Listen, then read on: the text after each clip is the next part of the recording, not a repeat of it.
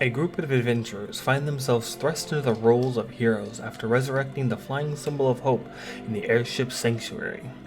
Now people look to them as a second coming of the famous Red Arms who have saved the city hundreds of years ago. Will they be able to live up to the newfound fame and the attention it brings? In the last episode, our heroes stormed a vineyard that was under bandit occupation. After some questioning, the bandits revealed the location of their main hideout. In this episode, we find out if they can sneak in without alerting the entire bandit camp. Hello and welcome back to our Chaotic Ordinary stream here. Thank you all for coming in and watching as we get back to the action here. So, as always, I would love to introduce our players here. I'm Cass. I play Fenrick, a Firbolg barbarian.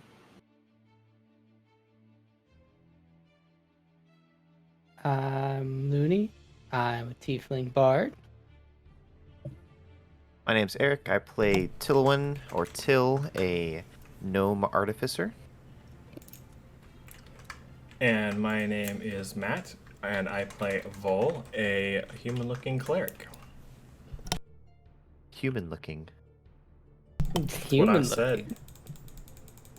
God, do I love some foreshadowing. Much shadow. That's the key here. There's a key too?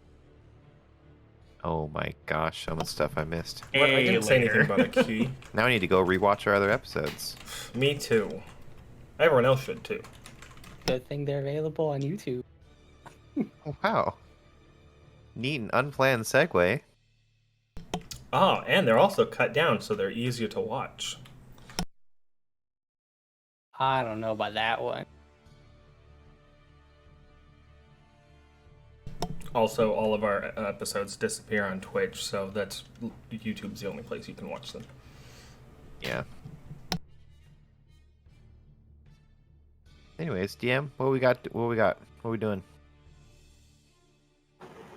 Oh, I've been talking quite a bit here as my foot pedal was not quite working. I thought I was hilarious this whole time. You were. I assure you, be you yourself. were.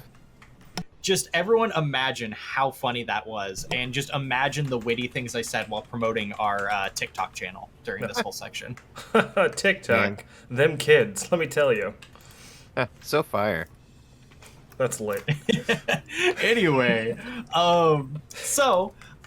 just quick recap. I know we had our wonderful recap that Matt put together for us, but we are leading in to infiltrating the bandit camp. So, at the current point, you guys have navigated up the side of the mountain following the river, just as you were navigated to by, my notes do not show me the name of the guy that you guys captured. I will figure that out at some point. Bandit number 4. I don't really remember either. I don't know if we actually gave him a name, to be perfectly honest. I think we probably did based off of Matt's, habit of asking about those things. Yeah. Here, actually, let me check a different tab here. Did Bandit number 4 have any children? Things to remember. Any kids? Were they married? What's their family life like? Oh yeah, there is no notes about this. They're a blank slate. Oh, never mind. I believe it was Joran. That sounds like someone's name. There we go. That's It was familiar. on an obscure note on one of my other pages that was completely not relevant to the stream. Is that Anyway, kind of sorry. Back to our recap. You guys followed it up. You have been keeping the airship hovering at a distance as your previously mentioned infiltration team of Song and Luny find their way through the sides of the mountain to get a good view of the bandit camp. So, Luny, you guys have climbed over the backside of the ridge leading towards the river as you wanted to be unseen as you got closer to the camp. You have dodged a few sparse patrols up in the mountainous region, but with how densely forested and difficult the terrain is. It was easy to maneuver around them, especially when you had song muffling the sounds of your steps. As you get closer to the downward edge of this ridge, you find that the patrols are getting denser and denser, and you see just over this next ridge quite a few tents laid out in a very organized, very precise layout on a small clearing on the edge of the cliff face. Oh man, Song. This camp is very intense. Song goes to reply, being give an answer, and stops and looks at you, and she says, I do believe it is. I smirk, happy that she got my joke as we continue. Song kind of peeks around the corner and all that and looks at you and says, so I don't have a lot of experience outside of the plains, but from everything I've read in the books that we found off of the caravans, aren't bandit camps supposed to be a little bit more unorganized than this? Well, so that depends on how good they are. And eventually they just become either a militia and take over the land, or they are destroyed. So. Well, I guess I see what you mean. I guess the bigger and stronger you get, the more you become, I guess, an organization yourself, huh? Go from anarchy to structure? Yep.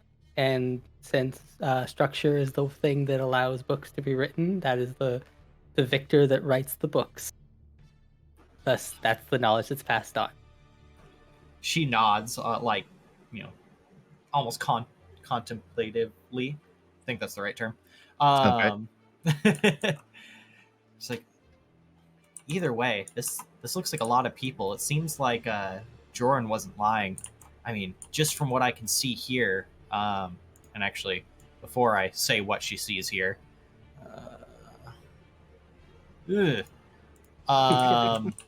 she's judging by those tents, and I can see 2 or 3 people down there, but those tents look like they can house quite a few people. They do look like it. My perception was 15. All right. From your 15, you can actually see the 3. Let me get this out to mark those. These 3 sentries just on the cliff face below you. God dang. The new ruler system's a little goofy. You can see them 3, as well as 5 bandits just kind of roaming around among the tents. It seems like they're going around just basic chores at the moment, just kind of carrying boxes, moving water buckets, that kind of stuff. It's so from my count, there's 8. I mean, even if we see 8 people, there's got to be more. Joran said, there was upwards of 100 people in this camp. Well, each of those tents could probably hold about 5 or 6 people, and then you have the big tent, which is probably where the leader is, and a few of his closer friends. So we could be looking at upwards of 30-ish. She nods. But why is the leader in the big tent? I don't quite get that. Because it has the most room. But why doesn't he just have more people stay in there? Wouldn't it be more efficient for 30 people just to stay in that tent alone? It would be, but human, or I should say just greed in general, is a magnificent thing that, while it drives progress, it also makes it to where people fight over everything and want only things for themselves. Ah. And so kind of bandits. Pit. Yes, a little bit like Pits. Okay. But not as... Pit's not bad. She kind of looks at you a little questioningly, but nods anyways. Pitt hasn't fought anybody else in the party yet because he wants something of theirs. That's true. I don't know. Things were tense between him and Till for a minute, but I think that's resolved now. At least I hope so. Only time will tell.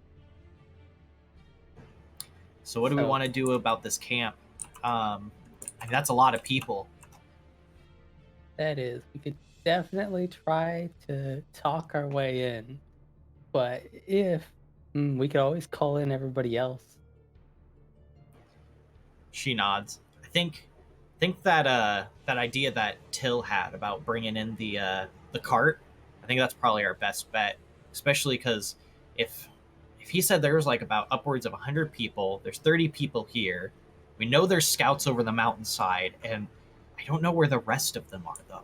So even if we wipe out everyone here, there's still going to be bandits running around. Yeah, that is the chance. But their leadership and their organization would have been cut off, so they would go to either be regular by themselves highwaymen, or they would turn back to whatever life they had before. She nods. Okay. Well, I think we should call everyone in. What do you think? That would be probably for the best bet, because while I have a silver tongue, it's too organized to get in easily. She nods. Well, I can bring, I can send messages long distance to the rest of the team. If we hike on back, we can get everyone set up and come on in. I think me and the other elementals, though, will probably have to stay back because we're instantly going to flag everyone. Like, we're kind of noticeable. Yeah, that's fair enough. All right. And then she kind of like moves her hands, and wind starts to like quickly spin around her fingers as she whispers something into her hands and then just like lets it go. I watched the small spell intrigued, while also keeping an eye on the camp to make sure nobody notices anything. All right. Go ahead and roll a. Give me 1 second. I don't have my list of skills up at the moment. Are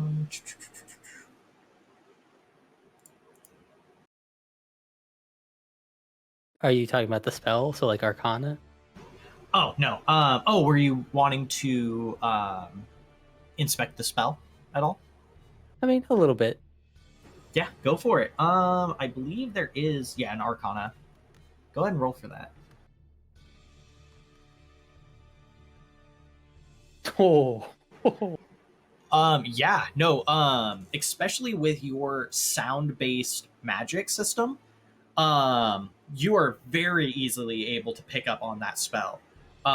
In fact, like watching it be cast and move on, you feel like you would be able to replicate that spell with like a little bit of practice. Like if you put like a little bit of time into like trying out a couple different things, or maybe working with song personally, you feel like you could do that. Mm-hmm. That's a very handy thing you have there. She smiles and she says, "Well, there's perks to being able to speak quietly over long distance, and the wind is what I do. The wind speaks of its own accord. I just tell it what to say." Good to know. So what's the other roll for? Oh, I was gonna have you and Song roll stealth on trying to work your way back to where the airship can pick you up. Oh man, should have used that other roll for the stealth. Yeah, right. Or never mind. You definitely make it fine. Song. Go for it. I'm gonna be trying to keep I'm keeping an eye on Song. Yeah, she definitely had aid because she was muffling your guys' steps, so it lowered the DC. So she should be fine on that also. Okay. Because also with her body composition, she also doesn't leave footprints. So. Oh wow. Yeah, she's literally made of air. So. I guess that's true. All right. So you guys make it back to the ship. And we're going to fast forward this a little bit to the execution of everyone's plans. Real quick, while we're getting this set up, with the new information you guys have, is there any change to what you guys are wanting to do with the cart and everything? Just make sure we bring all the explosives in the cart. All of the explosives. All right. Every single explosive, apparently. All right.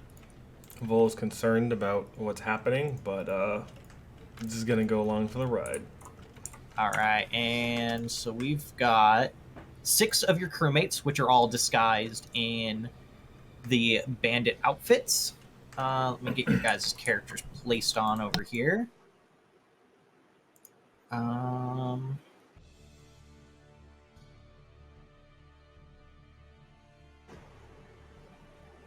And everyone is going through the front door, right? Like, what's the plan with that? I plan to also be in a bandit outfit. Yeah, and you're going to use your transformation, right? Yeah. Okay.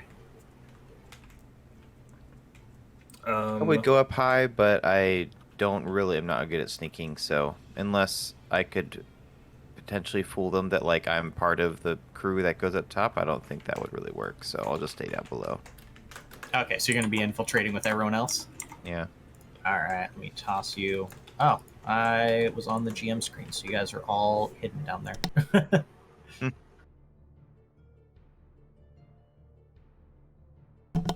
And Vol would probably just go along with it. All right. So you guys are all bringing in the cart. You guys have 6 of your crewmates with you. You do know that most of them aren't necessarily combatants, but they are big, brawny dock workers. So they're not, I guess, strangers to fighting, but they're not necessarily military fighting, more like dockside brawls. Okay. Yeah, I think I would personally want to tell them beforehand, just say, hey, go and play along, don't if they get told to go somewhere else, just go somewhere else and try to like get, into a safe place. Don't necessarily do anything heroic. All right, they all kind of like nod to each other, nod at you, and say, all right, we'll just, let us know if anything changes. Is Jorn coming with us? Did we decide to bring Jorn with us or not? I forget. Oh, well, I will leave that up to you guys. I mean, he's going to have the same mini regardless, so I'll just probably give him a different color. What do you guys think? I don't know why, but I just don't trust him. I was gonna say, he might end up being a liability. Okay. Well, I could see that. Then maybe he would just get locked up in our equivalent of a brig that we made back at the ship. All right, sounds good. There's definitely a bit of indignation there as he's like, oh, come on. I thought you said I was going to be part of the crew. Come on. I gave you the information you wanted. But, At least he's not dead. Yeah. And then he's muttering about how he warned you guys are going to come in here, you're going to get killed, and then he's going to be stuck on the ship and they're going to find him, and how you guys are pretty much like signing his death sentence. Yep, not going to respond he to that was one. pretty resigned to dying at the vineyard too, so Yeah. Yeah. Dude's a doomer.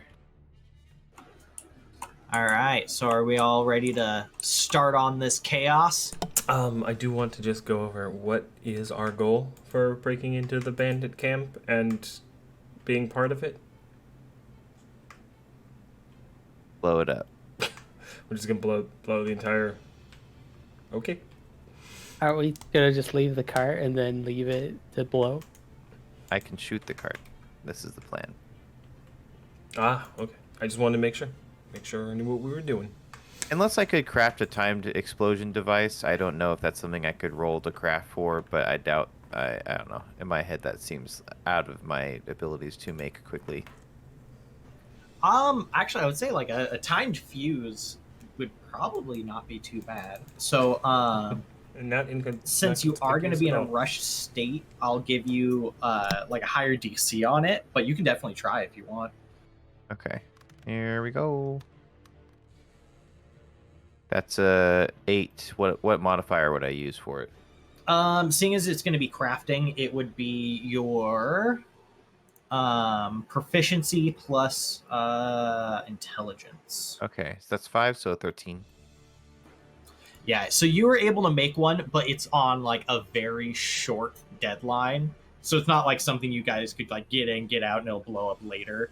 Like this is more of like a set it and run kind of timer. You weren't able to make something that was inconspicuous and also have a long timer in this short of a time. Okay, so I would keep that on me then, and I would later place it on the cart. Since most of our explosives are disguised using just normal crates and stuff, they're not meant to look like explosives, correct? Correct. You guys end up packing them in the boxes that were on the cart that you guys commandeered. Okay. Cool. Well, I'm ready to go if everyone else is. Hell yeah. I'm down. Let's do it. All right. So, you guys end up dropping the cart off lower towards the mouth, or as the river exits the mountain pass, and drag it by hand all the way up this this path up into the mountains. And as you get closer, you start seeing more and more sentries up on the cliff faces above you. It seems like they pay you attention, but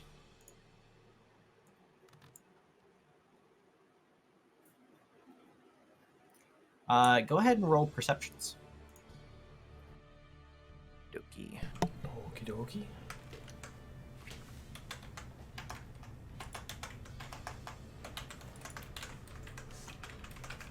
Yeah, I got a 3. 15. Like a 9? 13 for me. All right, so you definitely see sentry movements up top, and they're paying attention to you, but nothing outright hostile. All right. Who's pulling the cart? Are we going to bring it in further? We're going to leave it here. Probably some of the deckhands? Yeah, that sounds good. They're burly. They know what they're doing. We should probably bring it in a little further just so we're not, like, suspicious. Then I'll, like, probably mutter this so it's not entirely audible to people above us.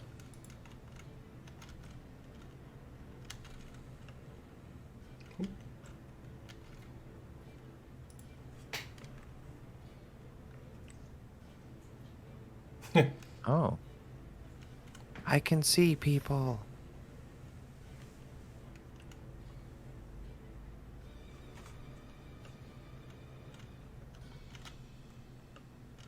What was that? We guy's all just name? shuffle forward. DM, if you're talking, your pedal's not down. There we go. God, I love this pedal. Classic. I hope it's not going out on me. I'm really hoping this is just like operator error. What was that guy's name? Jorgen? Joran. Joran. But he's not here, right? No, he's not here. He's not here. So yeah, two people stop you guys that kind of like put their hands up. You notice there's a couple sentries above you looking down. Again, no outright hostile movements, aside from the upper sentries who have their crossbows out. But, you know, that may or may not be violent. One of the guards at the front says, "Halt! What's your business?" Vol's just gonna actually was Luny going to speak first? Oh, I can. Being the silver tongue and all. Yeah, that's fair enough. I thought her name was Silver too. No. Yeah, so the bandit just kind of like looks amongst you three, like expecting a reply. Oh yeah, it's just like look at him. It's like, oh, so we got that those goods from the vineyard. The two kind of like look amongst each other and look at you and kind of nod a little bit. All right. Where's the rest of the team? Oh, Joran said that he had another spot he wanted to hit up before they came back. He raises an eyebrow. Go ahead and actually roll an overall deception check. I'm going to have this one just kind of be your blanket deception check. And then on a few key points, I may have you roll for specific lies. 21. Alrighty then. He kind of like nods and looks at the other guy and says, I don't know if we heard anything about that. That wasn't part of the plan. That's between you and me, you know. Oh? That's not something that was planned. That was just something he wanted to do. Well, I guess he'll have to take it up with the boss when he gets back, but Exactly. if it's worth it, he might be happy about it.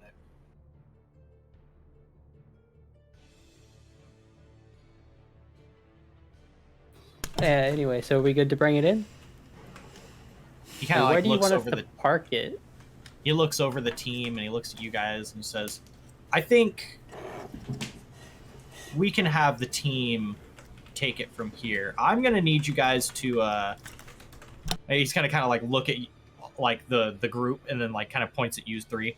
I think you three need to go and talk to the boss and, you know, explain the situation a little bit. We'll have your guys and a few of our men take care of the cart. Okay. Sounds good to me. A question, a DM, Uh-huh. out of character. How does my fuse work? It's going to be pre-done in the cart, and you will have to manually walk up and set it. I'm gonna say it probably has its own striking like lighting function. It's probably a small clockwork device, maybe a little bit of Magitech. So like once its timer is finished, it just activates a small like fire spell. Okay, so it's a walk up and activate thing, and then get away. Got it. Cool. Yeah, and seeing as it's a device, as long as you kind of like ran it through with the team, just about anyone should be able to set it. Yeah, I would definitely do that. Let everyone know. All right. So one of the guys just kind of like beckons and says, "All right, follow me. We'll take care of the cart." Okay. I'm just gonna follow. I'm gonna follow the lead of these two. So whatever they do, I do. All right. So who all's going to be following him? I'll follow. I guess all four of us. All right.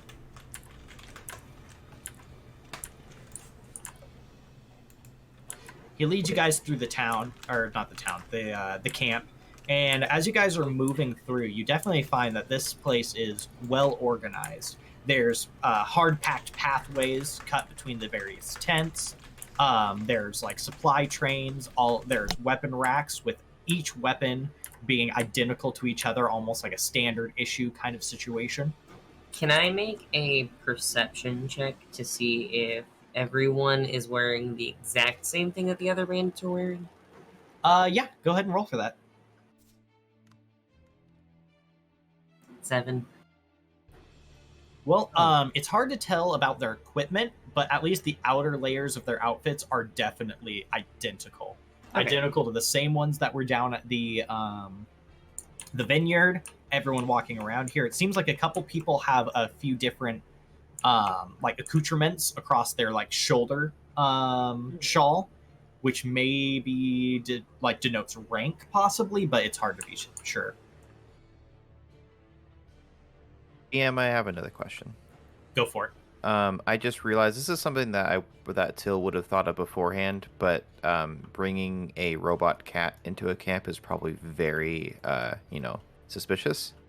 And so I would have asked the group beforehand if we think it's best to hide Gary somewhere on Fenrick's body, since I'm assuming that you have big enough sleeves that you could probably fit this cat inside it, or would we want the cat to hide in the cart? I'll say, with that being said, Fenrick is currently shape changed, so he's gonna be just the same height as standard human. Okay. So it sounds like the cart is the way to go. Okay. And as a secondary question, could Gary light the fuse?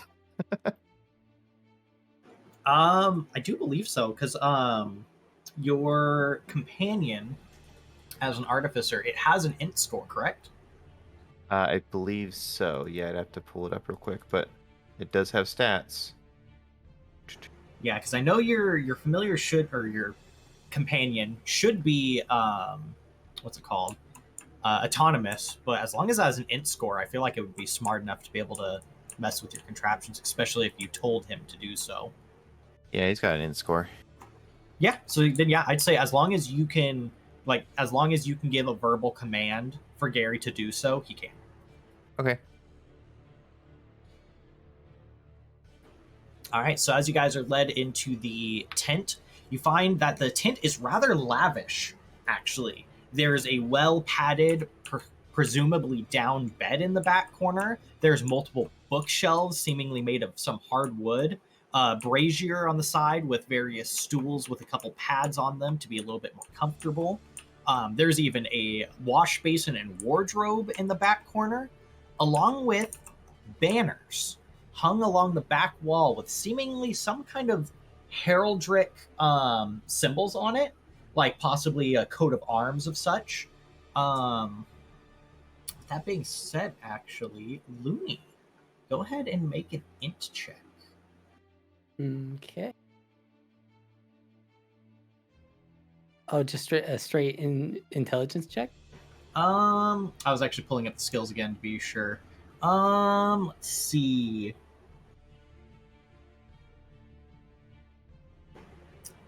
You could argue possibly history, or was there another skill you had in mind? I'd be basically history. Probably be the only thing. Yeah, I'll let you go for a history if you want to. It'll change the information you gather from it, but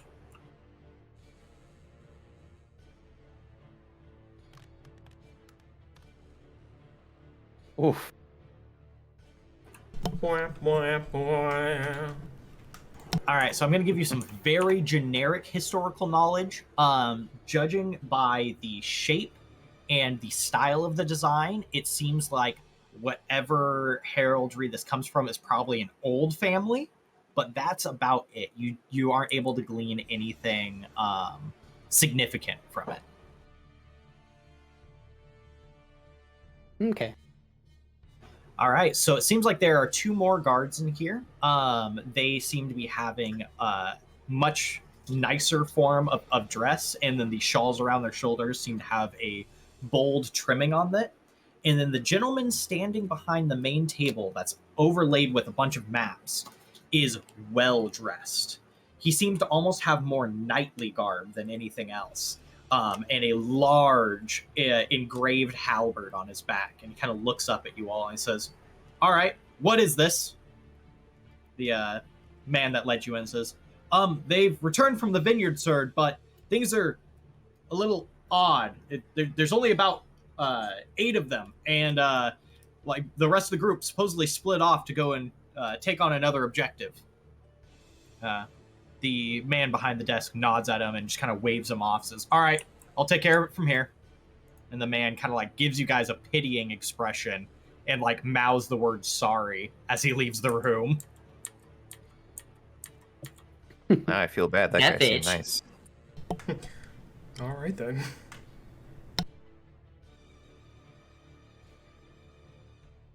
Gonna remain silent. Was there any formality that Vol observed, like referring to the main person, like as a sir or title or anything like that?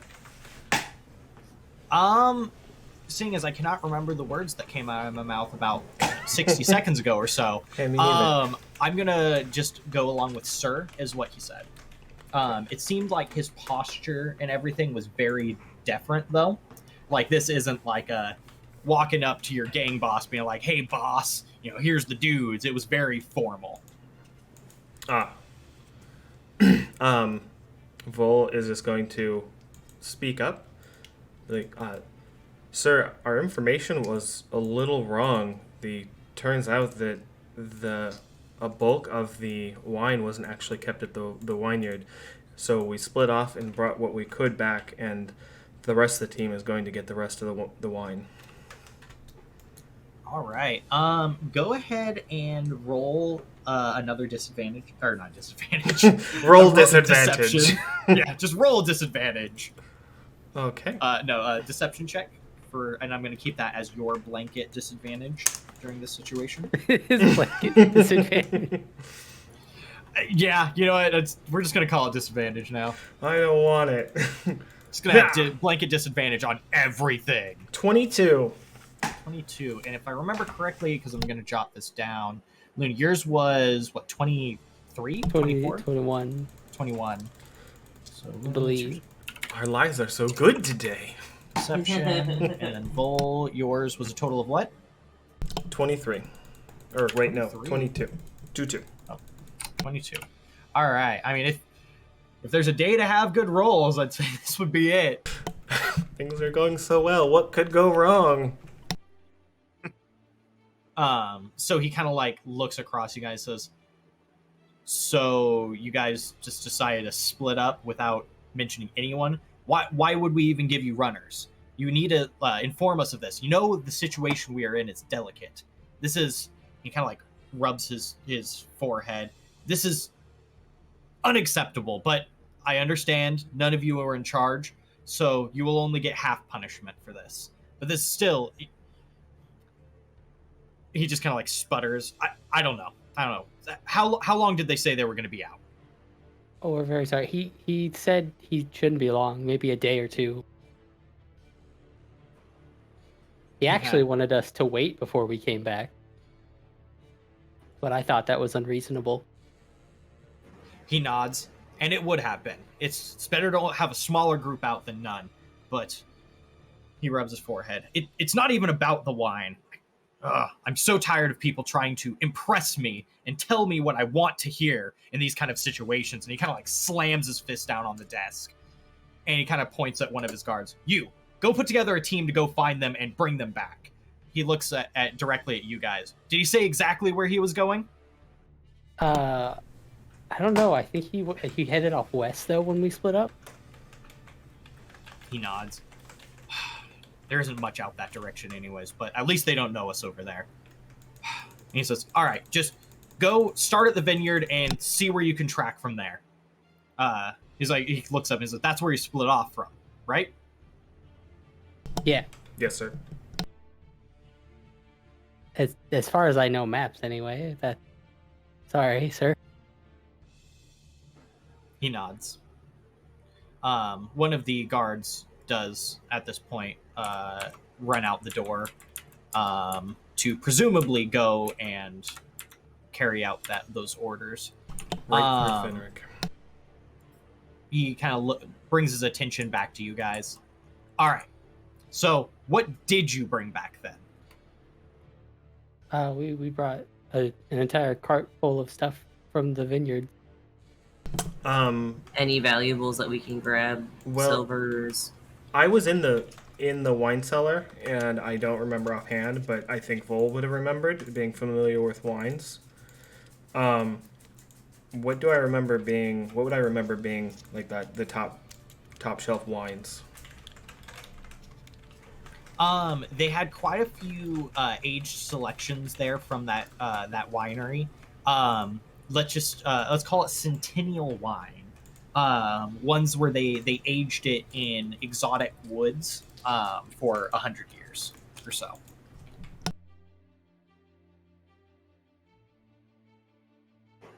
Did that go through at all? Yes. Okay, cool. Just making sure my foot pedal was working still. No, I muted myself. He would just respond with that information. Sir, we have multiple Centennial wines aboard, and everything is intact and ready to go. Actually, we had a full list, but our leader wanted to keep it. He looks at you almost exasperated. He's like, I could care less about what you actually took from them. Information. What did you learn from them? Were you able to get any books? I'm gonna go just give Luny a shifty eye because they were in the house more than me. I mean, I think I saw a few books around. There might be some in the cart. I do think that a few were taken by some of us, but I don't have any big clue on what anything we actually got them. He kind of like scoffs. He's like, dude, it's almost like you don't even know what you were doing there. What happened to the people working on the vineyard? Go ahead. Phil would just step in. Like they were escorted off site before we started searching. Everyone's safe. No one was harmed. He at least nods a little bit on that. And is like, all right, and where did they go? You have to ask Jordan about that. He barely wanted to spread any information with us, which technically isn't a lie. He kind of stops and he looks questioning at you. Go ahead and roll a deception now. Was it a deception? Yeah, go ahead and roll disadvantage. Yeah. No. There's the disadvantage right there. I don't even know where the dice went. Oh, there it went. I don't know. Anyways, so that's a +0 on that. He's gonna kind of like, at this point, he's gonna lean over at you guys. You can see his fists are clenched on the tabletop. Joran told you? Why would Joran tell you? Well, I don't know. He seemed like he wanted to do some uppity stuff and take over the band. Did they not tell you? Did no one else tell you about this? Go ahead and roll an insight check real quick. Actually, I'm gonna have everyone roll an insight check. Is this guy wearing a lot of metal? Actually, no. Most of what you're actually. Let me double check my notes. Like, what's his armor like? Got 11. I got a 24. Yeah, no, it does look like he's wearing a tabard over it and what seems to be a gambeson under it, but he is wearing like partial plate. Okay. All right, so what was everyone's insights? I got a 24. 13 from Till. 11. And Luny? Trying to find. There we go.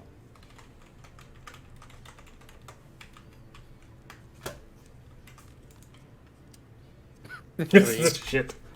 All right, so it was Vol that got the 20-something, right? Yep. All right, so as you're trying to keep an eye on everyone as Till is speaking, during that last small exchange, you definitely see the guard stiffening up and his hand kind of like previously on his hips slides over to the longsword on his side, and the posturing of the man across the table is no longer very friendly. He says, so was someone supposed to inform me of a possible, I don't know, rank change among my group? What happened to Adrian? Vol's going to quickly just speak up and be like, I don't know what happened to Adrian. When we left, we were a little ways out, and I didn't see Adrian. And I asked what happened to him, and then the only response I got was that he was in charge now. Not Adrian. Can't remember the other guy's name. Joran. Joran just said that he was in charge now, and not to worry about it. I thought that was normal. He leans across the table and he says, well, I'm rather glad you don't know where Adrian is, seeing as Adrian wasn't on the goddamn mission. And he fucking, like, waves his hand, and the guard next to you pulls his sword out, and he whips out his halberd. I'll whistle, which would be the preset signal to Gary. All right. So, good times here. All right, let me get things set up where they move the cart and all that real quick. So while I'm doing that, though, what do we want to do about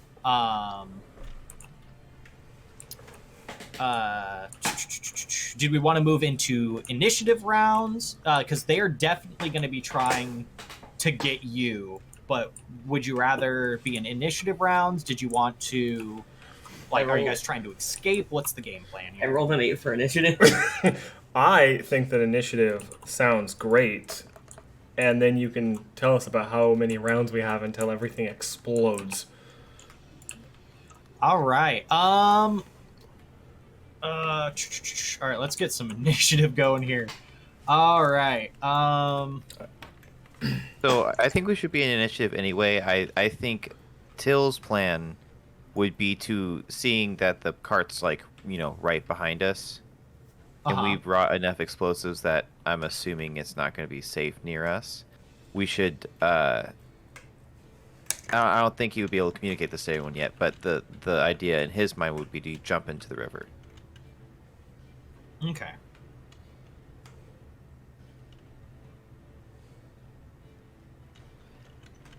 All right, let me see. All right, so Finn's is 8. What's everyone else's initiatives here? 12. All right, Luny?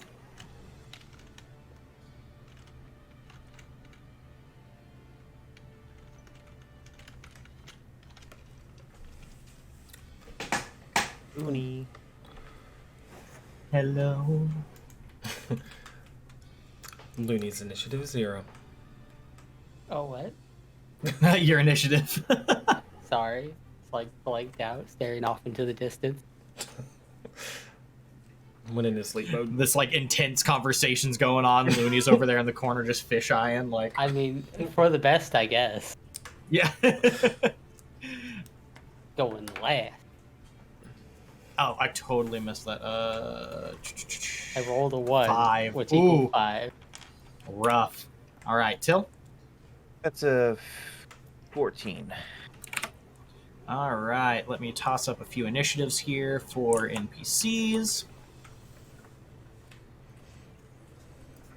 All right, and I'm going to have this start ticking down at the end of the round.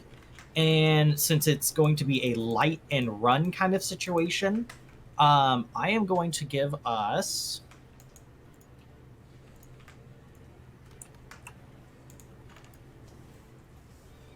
All right, max 6 rounds. Oh, plenty of time. All right. Okay, so... All right, I'm just going to start rolling this into the river so I don't have to worry about finding them later. Can I get... Nope. Can I get this one? Is this one mine? Is this one mine?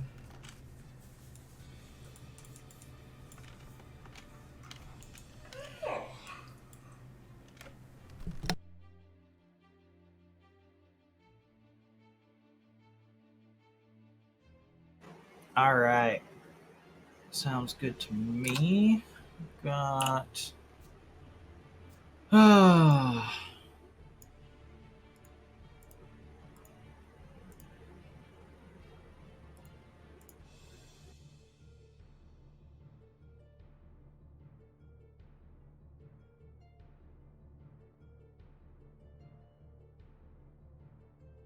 you said this guy's wearing armor, right? Yeah, he's wearing a form of plate. Oh. Of us, it's only Vol who's wearing plate or similar armor, correct? Or no? Yeah, I'm just wearing breastplate. Yeah, and currently, depending on how much they're paying attention, you would have been wearing the disguise over that anyways. I'm just wondering for swimming in a river. Ah, that makes sense. I'm gonna Alright.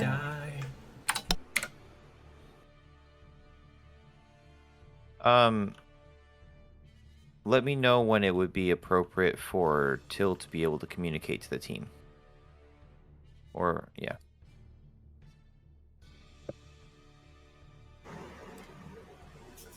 Ah, so real quick, I just noticed in chat we got a Happy Pride Month. Thank you for coming and watching our horrendously gay stream.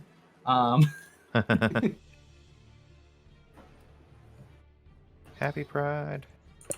All right, so we got our first bit of initiative here is the gentleman across the table, Fenrick, as you guys would probably assume he is now. He is going to immediately with his halberd. All right, acrobatics check. He just hops over the table and jumps down and thrusts at Vol here. Okay.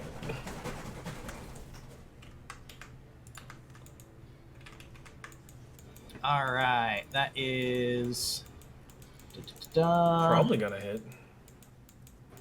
I do believe so. Sorry, pulling up his stats real quick. Yeah, that's does 19 hit? Sadly, it does. All right. God dang. I believe I accidentally closed that tab. Come on.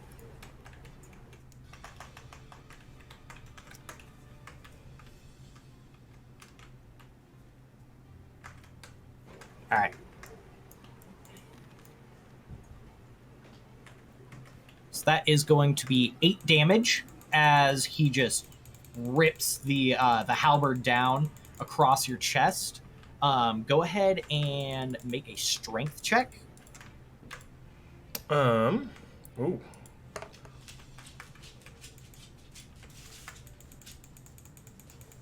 A 9.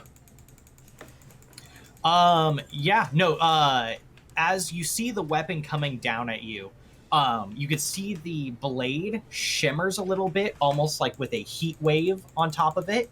And as it hits you, it feels like you just got hit with a charging bull.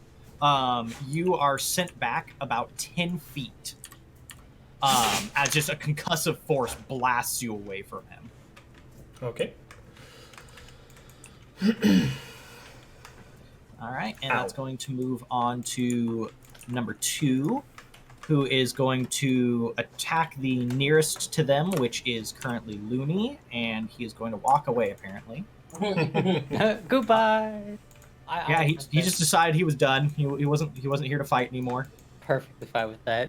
I too am usually a pacifist. I support him. Or them.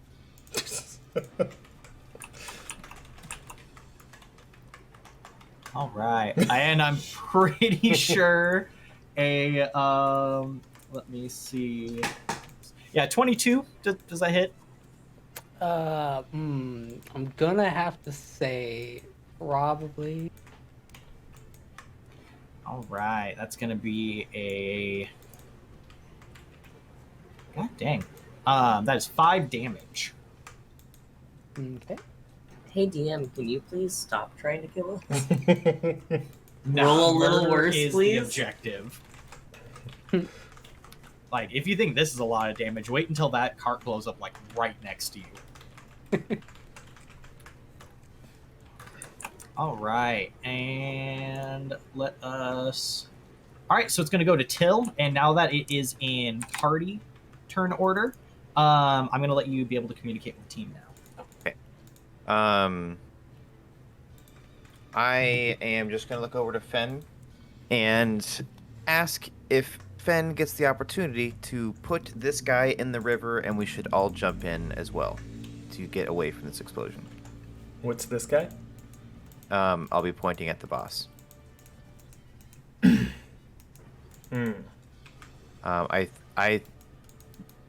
idea is that I would like to take him for, questioning, but don't have a lot of time to talk, so. I can do my best if I can grapple him right. Someone else should cut a hole in the back of the tent. Yeah. And then where is Gary? Is Gary able to get to me yet? It is your turn. So, Gary would have activated the timer. Does Gary have conversational skills at all? No. Okay. So you whistled, combat started. Gary now that it's your turn, has activated it, and Gary's move speed is what, 20? That's a good question. Let me look. 40. Oh, dang. Let me measure that out real quick. I mean, he is a cat. I'm not surprised. Not this turn, but next turn, Gary will be back to you, unless you run towards Gary. Let me put down a little indicator for the Gary. Yeah, I should get a little model for him for when he's separate. Yeah, I'd run over to Gary. I'd say all that, then I'd run to him, and I say quite a bit, so I don't think I really have time to do anything else. Okay, so let me actually move Gary's piece now. 1, 2, 3, 4, 5, 6, 7, 8. And I'm gonna roll some intelligence or insight checks on these guards real quick. I cannot. God, which one of these d20s is mine? There it is. I've just been spawning new ones and throwing them into the river. All right, so Gary's going to incur 1 attack of opportunity as one of the guards has enough of his brain cells in order to realize that that cat just did something weird, and it's also not a normal cat. What an ass. Oh shit! Oh no! Gary, no! I'm gonna refer back to maybe not trying to kill us. Ow. So Gary just got 12 damage. Okay, well, Gary's out of commission for now. I'll have to repair him later. No, Gary! No. However, so that I would notice that hopefully after I said things, because I would then stop basically all brain function and would just want to kill all those guys. Fair enough. Fair enough. All right, so that gets back to your part of your turn, though. Okay. Well, I think I just have time to go over and kneel down next to Gary and like mourn for a moment, because I did say a lot of stuff, and I doubt I have anything else to do. So I'm just gonna I'll be out here, just like leaning next to the cat. Collecting. All right, so while you're out there, you do realize that your guys' compatriots around the cart are also pinned down at the moment. It seems like they caught onto you guys a bit earlier than expected, so your guys' 6 companions are currently circled around the cart with their weapons drawn as the rest of the camp is staring at them.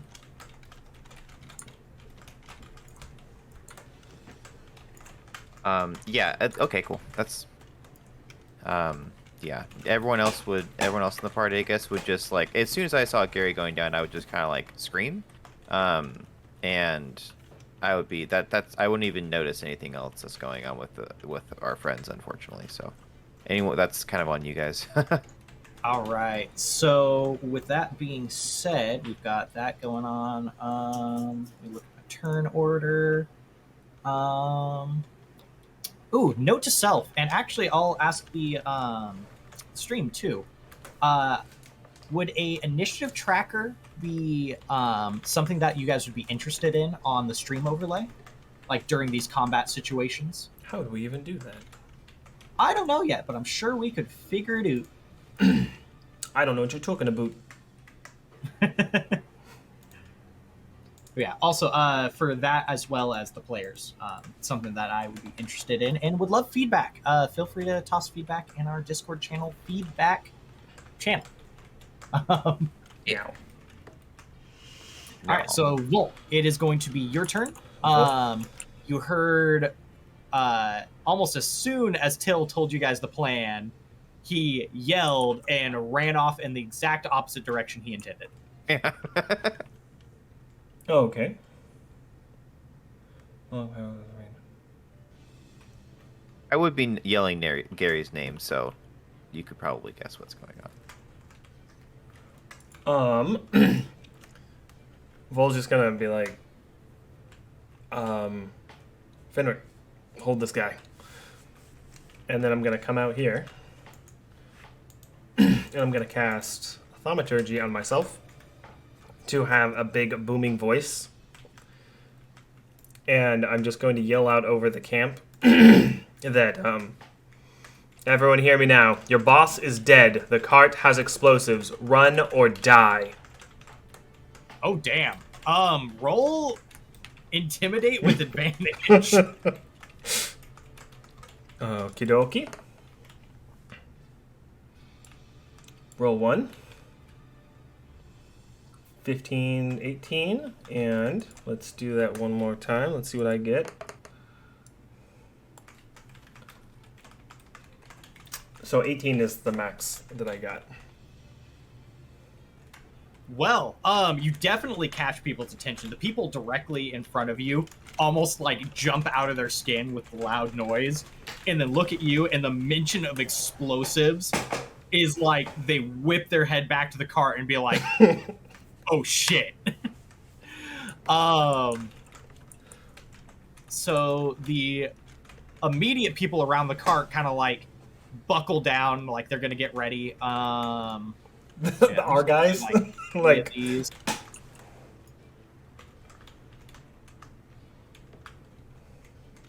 All right. What was your total again? 18. Yeah, 18. All right. So I'm gonna say a third of these guys are pretty chill about it. I'm gonna mark them in red real quick. Just explosives, whatever. I might die. It's cool. The guy that killed Gary. 5, 6, 7, 8.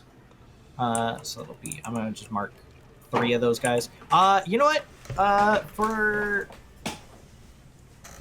consistency's sake, I'm gonna say yes because he had his wits about him a little bit more. And the rest of them are panicked, seeing as there are explosives. They are going to GTFO. And with that being said, is there anything else you want to do on your turn, Vol? I believe you used thaumaturgy, unless you have a bonus action you want to use. Yeah, I was trying to figure out if I could use 2 of the thaumaturgy things at one time.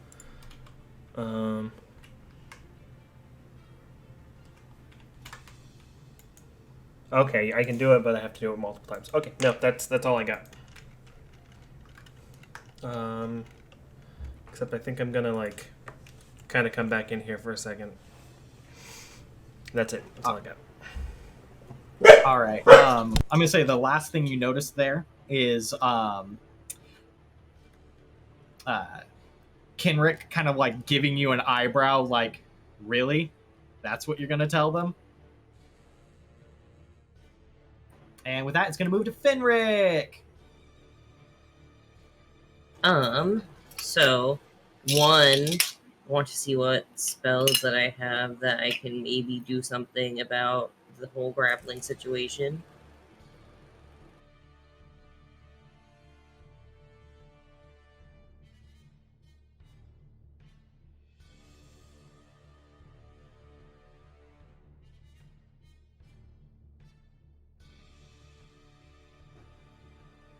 Oh, I was just gonna remove the Gary game piece from the board, seeing as you went over and picked him up, and it just makes me sad because the command for getting rid of a mini on the board is to kill creature. Oh. Okay, so I'm just gonna straight up try to grapple this guy. All right. So just make a attack roll against him. All right. What's your total? Solid. It's going to be considered a melee attack, so your proficiency plus your strength mod. I believe that's going to be 11. Well, he is able to shove you off, so you run up to him to grab him, and he is able to use the haft of his halberd to kind of like twist your wrists against each other and shoves you back by placing it against your chest. Can I still do something, or is that all I can do? You have bonus action and a movement action still. What all can I do in a bonus action? Use your bonus action to tell him he's ugly. Oh, okay. I believe raging is a bonus action. Can I rage if I haven't hit anyone yet? Oh, you can rage whenever you want. Like, Oh, your yeah, order then could give I'll- you like the wrong drink and you could rage. Hell yeah. Okay, then I'll rage. Give me 1 second. I need to open up the chart. This isn't a Bloody Mary. I'll show you a Bloody Mary. Mary, the bartender.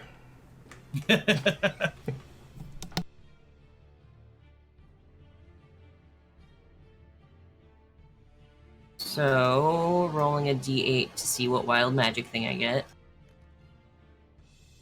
Bwah, bwah, bwah, bwah. Bolt of lightning shoots from your chest. Another creature of your choice that you can see within 30 feet of you must succeed on a Constitution saving throw or take 1d6 radiant damage and be blinded until the start of your next turn. Until your rage ends, you can use this effect again on each of your turns as a bonus action.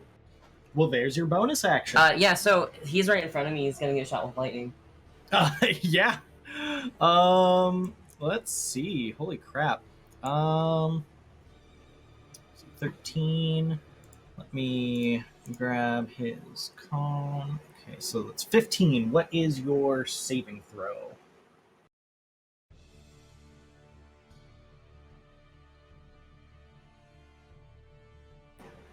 One second. Let me check on that.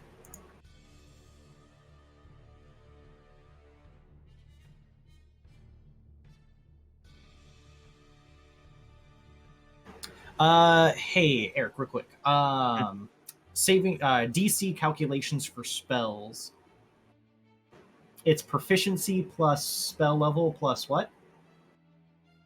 For DC calculations, I believe it's 8 plus proficiency plus spell level. Let me look and see if I have any that have a. I don't have any that have a DC on it, but I'm pretty sure it's 8 as the base. Yeah. Yeah. Yeah, 8 is the base. Let me check on something for this class real quick. Everyone just imagine the Jeopardy theme going on right now. Quick entertain them. Yeah, I'm just planning the ways that I'm gonna get back at this guy without dying from the explosion. He's just gonna maybe like handcuff him to the cart. I have Tasha's caustic brew. I'm planning on melting his armor to it. Oh, that God works. damn. And I don't think Vol can stop you. There's not enough time. Yeah. You can't bring this guy back. So it says the DC saving throw is DC equals 8 plus your proficiency bonus plus Constitution modifier. Okay, beautiful. So what's your total? Give me 1 second. Give me a second.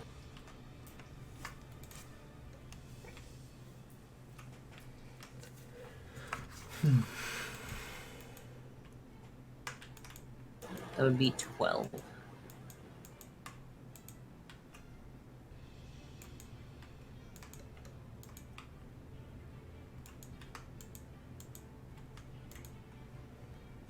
All right, so he's able to save from being blinded, but it does say he still takes the damage, correct? Must succeed on a Constitution saving throw or take. And be blind. All right, so it strikes him in the chest, but seems to be absorbed mostly by his armor. He seems shocked and confused, though, as he looks at you as you just, like, buckle down, like, bellow out at him, and just lightning arcs at him. With that being said, seeing as your grapple is considered an attack action, you will be gaining advantage on that next round. Okay. All right. That's going to move to all the miscellaneous dudes. Yay! There's so many. Yeah, I'm gonna bulk them together. Is what my plan is. I'm gonna break them up into 2 groups. I'm gonna have a general percentile to see how. 18. So this group is going to be running away. They are wanting nothing to do with explosives. I'm just gonna. And our friends over here are barely able to hold off the group of the other three as they rush in, and they are also distracted by wanting to get away from this cart. It seems like the three bandits here have them currently pinned down. Wait, does the guy who attacked Gary? He was next to me, right? Yeah, here. I will make him slightly different, actually. I'll make him orange instead of red. Okay. Cool. Just so you can identify him. Yep. All right. Appreciated. And with that, I'm going to move to Luny. What? I got a turn? Nah, you rolled low enough that I decided to take you off the initiative roll. Oh, damn. Well, guys, it was nice knowing everybody. So this is now 5 turns left. We're down 1 on our counter, correct? Well, Looney starts to go. Effectively, Looney's the last in the turn order. So, Okay, for some reason I thought Looney was the first, and I just missed first turn. Got it. Usually I am the first.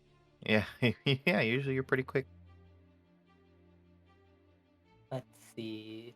So it's me and Fenrick and that guy and... Okay. So you were saying that the main guy doesn't really have metal on his armor. What about the other guy? Oh no. So the main guy, Fenrick, is actually so he has plate. Like he's got like large sections of plate, but it's insulated by a gambeson. The other guy is wearing the same leather armor as the other bandits were. Oh, I see.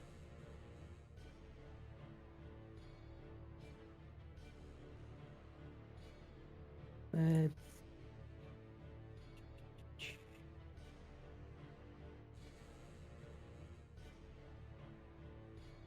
I'm gonna look at Fenrick real quick Hey, friend, what's going on? and be like, can you handle yourself?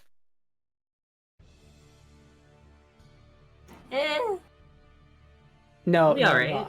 I mean, can you handle some damage because I'm of something I'm about to do? Yeah, I'll be fine.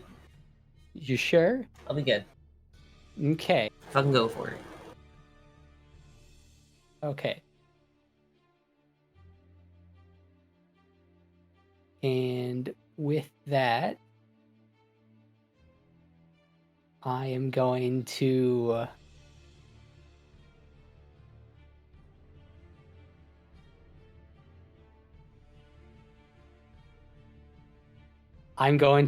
stomp, basically, while I draw my blade, I'm going to stomp my foot down and cast Thunder Wave. Ooh. Okay. So erupting from me, there's going to be a wave of just force. So what I'm doing is I'm going to sweep out the ash heron in front of me. So also there's going to be ash that spreads around the room. But it's going to each creature in a 15-foot cube from me has to make a Constitution saving throw. And they are pushed 10 feet away from me. On a successful save, a creature takes half that much damage. It's actually 3d8 because this is second level. Oh damn! All right. What's the DC? That is a good question. Let me see.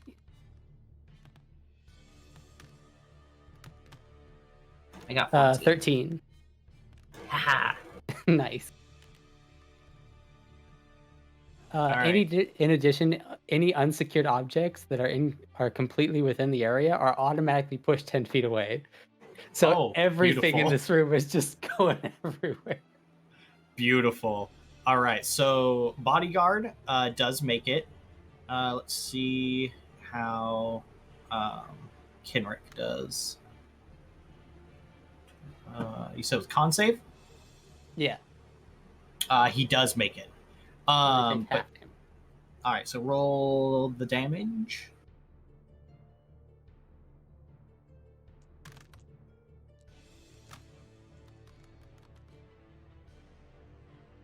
Wow. 6. Oof. these rolls. Oofs. You guys used up all your good rolls on deception checks that they saw through anyways. That's a bad luck. My deception check, dude, wasn't the one that failed. True. Alright, so they each take 3 damage. So does Fen. And do they still get pushed back on a successful save? No. Okay. So I am going to have this flip the table, however. Crap, I can't actually do that. So, chairs. Oh, and apparently part of the floor. Just rip it up the floor. Awesome. Just get shoved to the side of the room. And let's see, 15-foot cube. So this is out of that realm. These weapons just get flung through. I'm actually going to... Come on. Actually, there we go. Tear a hole in the tent as weapons just fly through the wall there. It's all good stuff. It also makes a thunderous boom that is audible for 300 feet, so anybody in the area knows.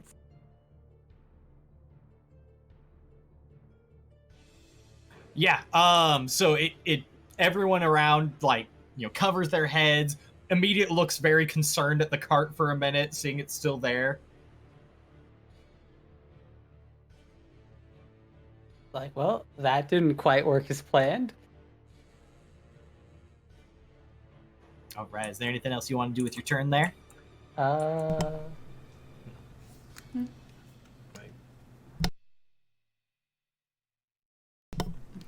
might make an argument that might add more credence to my previous discussion of explosions to the people who are still remaining. Might make them want to rethink what they're doing. Ooh, and actually, with that being said, too, as the table over here flips over, the various captive lanterns and candles on the table tip over, and a small fire is starting at the remains of the papers and maps on that table. Ooh. Very fun. Yeah, that's all I'm going to do, though. All right. So with that, we are moving back to the leader. He is going to attempt to strike Fenrick with his halberd.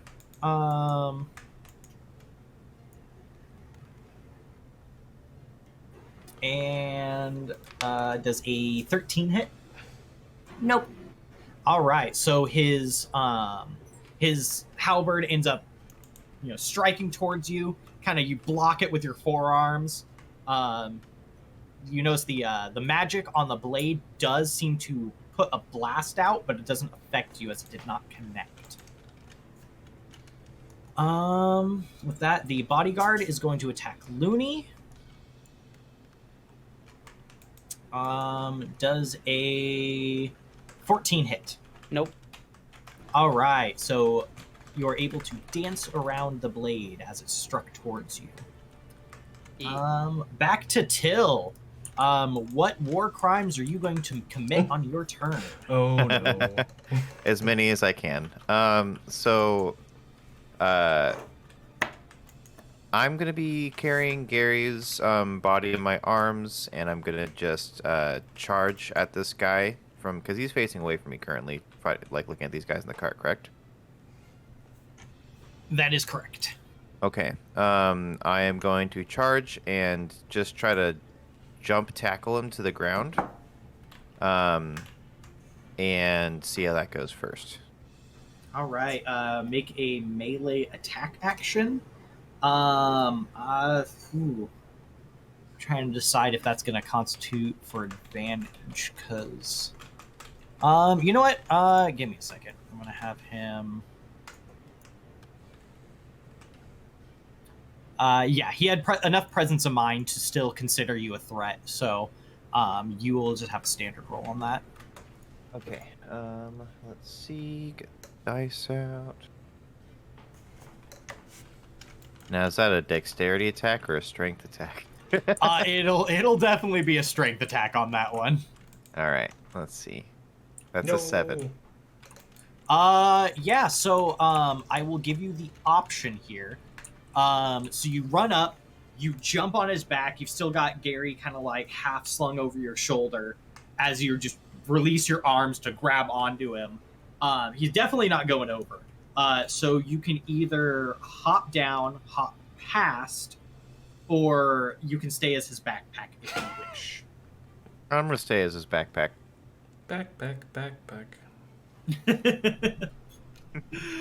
Yeah, so you cling onto his back. He seems to get shoved like half a step, and he looks at you, but does not do anything yet because it is not his turn. Good. All right, anything else you want to do? Because I believe you still have a bonus action if need be. All my bonus actions were Gary. No, No, I have nothing else. Vol. Okay. There's only one thing he can do. He's just going to look out at the camp and in the same booming voice, say, "The explosion from the cart will be much worse. Run or die." All right, go ahead and roll another intimidate. Oh, is this mine? No, that one wasn't mine. Is this mine? Okay, I'll just grab another one. Intimidate. Fun little flamies over here. It's gone. 14. 15, 16, 17 in total. All right. Oh shit, that's a lot of flame. There was a lot of dry paper. I was thinking maybe I could go over there and like save it. All right, I'm going to give the combatants over here. They are now going to be shaken, and I'm going to have my percentile roll a little bit less on there. Like they're still trying to fight, like fight or flight response, but they are definitely they don't have their heart in it anymore. All right. Their response is more flight than fight. Yeah, like they're like ready to break like the moment that cart does anything suspicious. All right.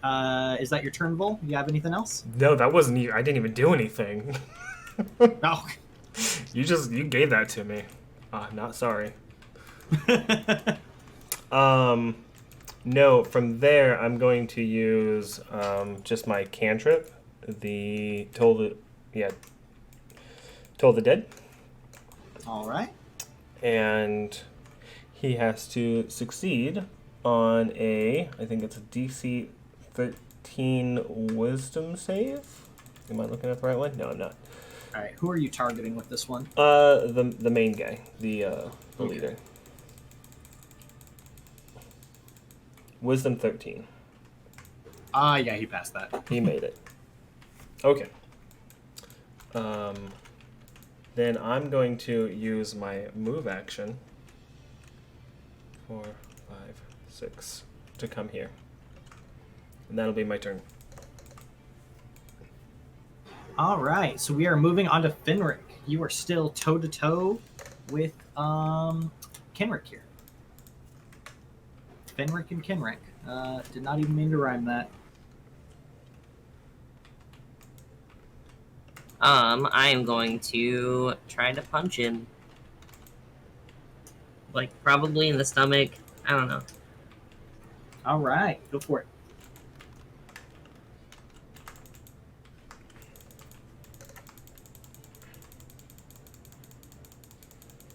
That's an 18.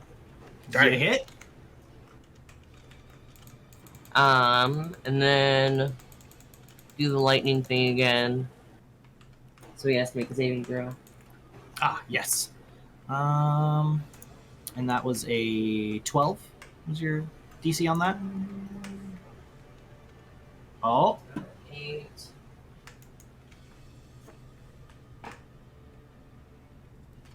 Yeah, that's a 12 that he has to save. He doesn't get deafened or it doesn't take damage, but it definitely seems like he winces when it hits him. Like, he was barely able to, like, bring up his arm to kind of, like, stunt some of the blow of it. Then I'm gonna... Oh, I didn't roll for damage when I hit him. Hold on. Yeah, I kind of need to do that. Roll that damage. And you do have an offhand strike, also. Oh, I always forget that I can roll advantage when I do that.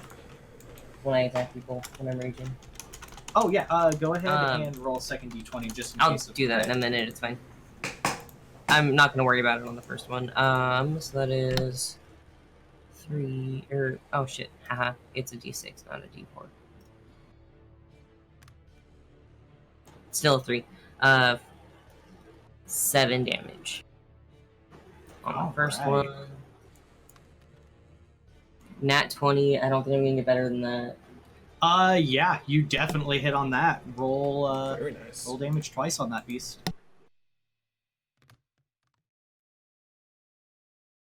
That's 10. And that's 7, so that's 17 damage. All right, yeah, you, your 2 hits. Actually, I'll let you go on that. How do you want to do it? Push talk is great. I'm going to, like, pretty much run up, hit once, shoot lightning, or hit him in the stomach once, shoot lightning from my chest, and then while he's stunned, hit him in the stomach again. All right, definitely, like, as he bowls over from that second hit, though, like, he coughs, and, like, as your cestus digs in, like, blood comes out of his mouth. Like, you hit him hard. All right. And with that, it's going to be back to miscellaneous friends and foes. Let's go ahead and roll another percentile set for that.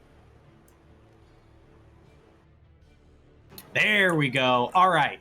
So with... Oh, fuck. Very nice. Yeah, so with the added intimidation from Vol, the people around the cart are able to start pushing back. Let's see, I'm going to move Till and this guy back a little bit. We're cuddling Back. aggressively.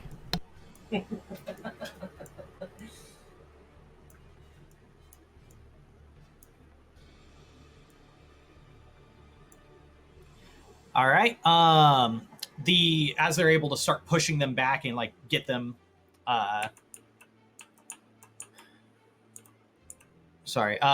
they're pushing everyone back, getting away from the cart. They kind of look up at Till and Vol and be like, "What are we going to do? We need to get out of here, like, now." Bill is absolutely ignoring anything except this guy, so unfortunately will not reply. Vol's just gonna say, just point to the right and say, jump into the river. Go now. Except it's still very loud. Everything's very loud for him. All right, they kind of like nod at you and continue to try to press the people back and give them a chance to get out of here. And with that, we're going to have quite a few of these randos just going on their merry way, GTFOing. All right, back to Luny. You saw Fenrick just, like, absolutely decimate this poor dude in front of him. Yeah. So I'm going to let's see.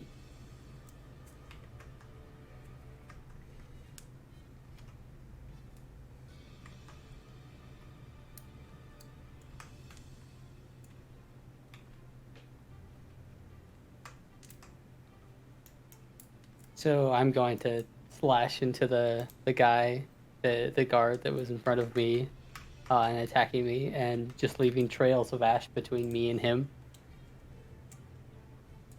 All right, sounds good. Go ahead and roll to hit. 25. You definitely hit. Feeling good about that number. Finally, something. 7 damage. All right. You did your worst. 10. So, are you intending to like block view between you and him at the moment, or? Yeah, like as I do the slashes, basically I'm just creating like a wall of ash between me and him. All right, sounds good. He seems to he keeps trying to dance around to see around it, but he's not able to really see you particularly well. All right. Anything else you want to do on your turn?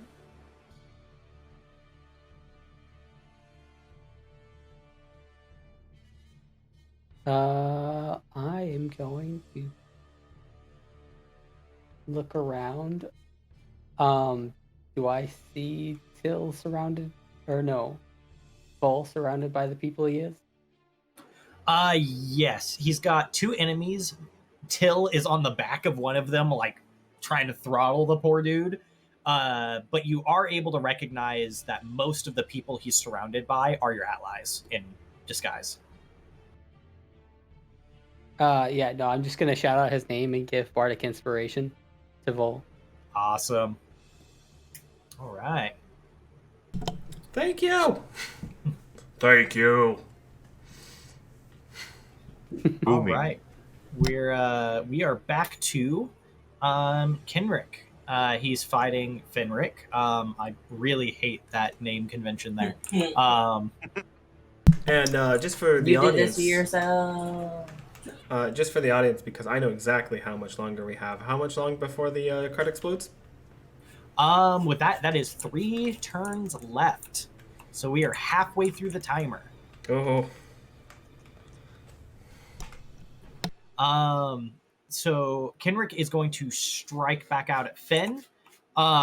He kind of like straightens up, like with the blood on his face, and he wipes it off and just two-handed takes a step forward, just power swings this halberd into Fenrick. And 14? No. Or my AC is 14. So he does hit. Okay. All right, he's going to strike you in the middle, Fenrick. Ouch. Going to the defender. For not much damage. That is 4 damage. Tis but a scratch. Actually, I believe you have resistance everything, so you actually should only take 2 damage from that, by the way.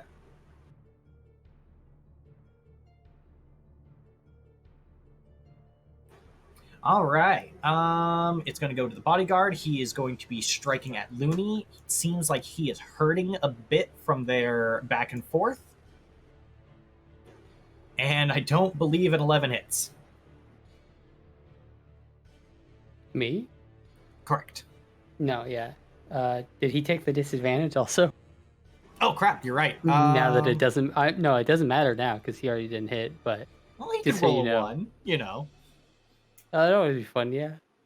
All right, so it seems like he tries to maneuver around the ash that you're putting up between them, and in the middle of your sword play, it's just all of his probing strikes are just wildly around your frame. You call yourself any kind of fighter. Damned witch! And he's trying to, like, at this point, he's, like, trying to just frantically, like, cut through the ash, trying to get it away from him. Oh, please, I've been called much worse than that. Just going back and forth. All right. Let's go to Till. All right. Continue throttling this gentleman. So I forgot that I could do this. But so while I'm riding this guy, you said that Gary is over my shoulder, correct? Yeah. So to free up your arms, you just kind of like tossed Gary over your shoulder. Okay. So I'm gonna reach back and tap Gary and speak the command word for repair as I cast Mending on him, which will heal him 2d6, and he will be revived. Oh. As he just kind of like stitches back together and like does like a long stretch meow from my shoulder, and then gets up, and then use my bonus action to command him to burn this guy's face off. Yeah. And so, so while we're just like on him, does he get a dex save to avoid the cone of fire from Gary's mouth, or does it just hit him? I will give him a high DC and disadvantage because, like, there's always a chance to do something. Okay, But... so the the DC check for is a 13 dex to avoid. So however you want to adjust that. Yeah, no. Gary just gets up, like, back feet on your shoulders, front feet on his, and just breathes fire down onto him. Roll damage. All right, so that is... Please be a high amount of damage. Let's see, that's 2d8, so 8 total, 5 plus 3. Not bad. All right. And then the other question is, you said it was a cone. What area of effect is that? It's a 15-foot cone. And I would try to make it so it doesn't affect our guys, but it's kind of chaotic. That tent's burning down. Yeah, I was gonna say, like, are we good with looking at this cone here? That's fine with me, yeah. Oh, crap. Everyone. So, yeah, you do some damage. The guy screams and, like, covers his face, dropping his weapon. And the tent very easily catches on fire. The oiled canvas on the outside seems to be slow to catch, but the dry linens on the inside of the bedrolls just goes up in flames. Awesome. Okay. And he's still alive, or? He is alive, but I am going to put the executive decision that he is out of commission at the moment. Okay. Cool. All right. Well, that's my turn. All right. Back to Vol. Vol is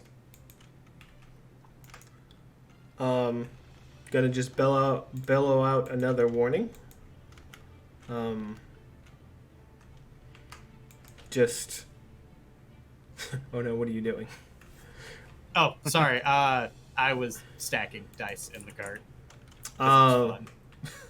He's just gonna yell out, "Time is almost up. Run or die." And then he's going to cast just another Toll the Dead on the guy right in front of him, which is a DC 13 saving throw. Or wisdom saving throw. That's a 1. All right, roll your damage. Has he taken damage yet? This guy, I'm going to say yes because the your companions rolled really high on their last roll. So he's got a few scrapes. 5 damage. All right. Toll the Dead, what physical effect does this have on people? So he reaches back into the air and pulls out like a large battering ram to hit like a bell that would be over him, in like more of a ethereal moth shape, and does 5 necrotic damage. All right. Yeah, he kind of like arches his back as like, you know, the pain strikes him, and seems a little disoriented. Just as kind of some kind of final flavor, Vol's just gonna look at him and be like, "Leave." All right. So with that, we are going to Fenrick. Like you're still rolling damage over there. Now it's just falling through the cart. I can't even stack dice on the cart. How many magic missiles you got? I wish I had that many. That'd be great. I'm gonna try one more time to grapple him. Do it. Ooh, And you gain advantage on that also.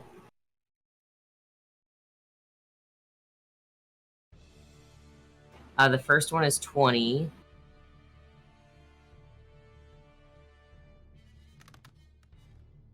Yeah, I'm gonna go with the 20. You sure you don't want the 2? Yeah. All right, fair enough. All right, he's going to attempt to resist. And that's yeah, no, you're able to grab him. And just because I forgot to do this on the previous critical, he's going to use the halberd to attempt to block between you and him. I'm going to have it break during this action, so I'll let you narrate that part. The 20 I got was with all my stuff, not an actual 20. The previous 20. Okay. I meant to have it during that action, and I forgot.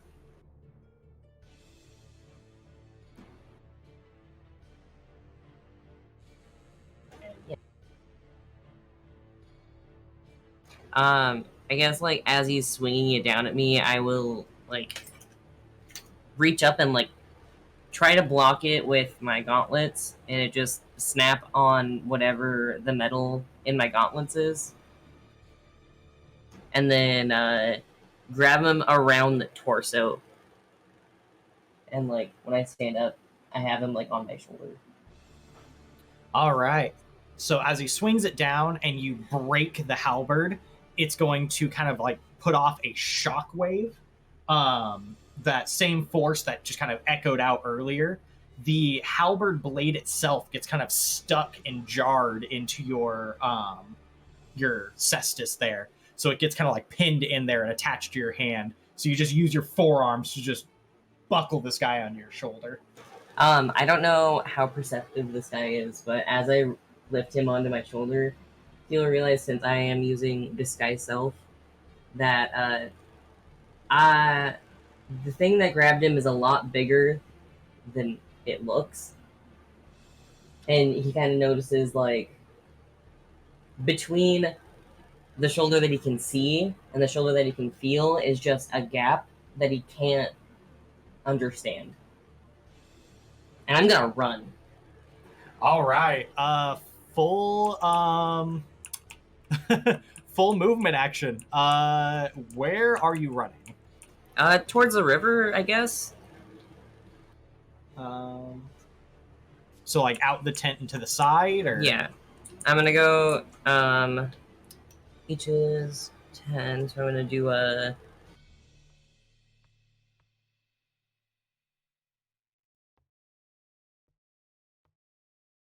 Right about there is where I get to.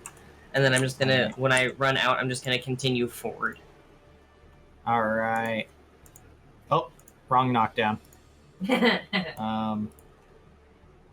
Status knockdown. I wonder if I can have him fly. Or actually,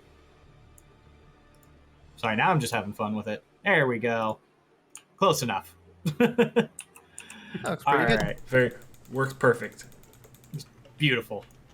Everything I intended. All right, we're gonna get to miscellaneous again. There isn't gonna be a lot going on. They're pretty much on the route at this point. Yeah, so you guys see these guys over here are pretty much able to chase this guy off. He gives up and runs, seeing he's outnumbered. Your companions are at the edge of the river, looking back towards you, waiting for you guys to get out of here also. During this movement, this guy is also cut down. Your guys were able to kill him as he was like his back arched from Vol, or I should say they put him down. You're not sure if he's dead yet. The guy you're on the back of is already out of commission, so these guys are also going to follow this direction. And it's Luny's turn. Oh. Just run. Do I though? Yeah, no, I probably will. Let's see, where are my... So, with the mist obscuring most of his view, I'm just going to be like, well, it was nice fighting with you, and then I'm going to step back and misty step to the edge of the river. Beautiful.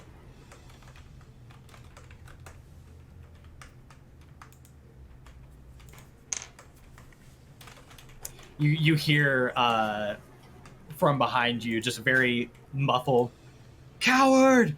I'll find you!" So he was basically covered in like silver ash, and then I stepped back, and then the silver blip just disappeared from his view. Oh, so with your ash Karen, you can do a mental command to dispel the ash, which just makes it fall limp, like onto whatever's around it. Yeah, no, I want it to stay in front of him for a little bit at least. And besides, when he runs through it, he'll pick it up. Fair enough. He'll be chased by some poor chimney sweep boy. All right. Anything else you want to do on your turn? That's my turn. All right. I am going to have the leader, Fenrick. He's going to roll, and he is not going to be able to get out of Fenrick's grapple. Most likely, actually. Go ahead and roll with advantage.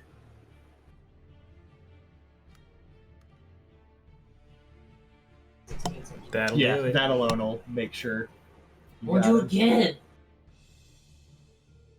Yeah, so it's 21. Yeah, no, he starts to squirm, and you just kind of like assert your dominance over the situation. Just shh, it's okay. All right, I'm just gonna write his bodyguard off the list for the moment because he's not gonna be able to do anything useful anyways. Till, you're still technically on the back of a man who is grasping what used to be his face.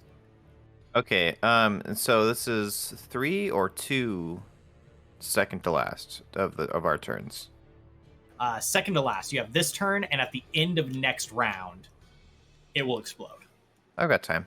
I'm gonna. The goal is to take this. Can I just drag this guy? Like, can I like hop off of him and drag him because seems pretty out of it. What is your strength score? It's pretty funny.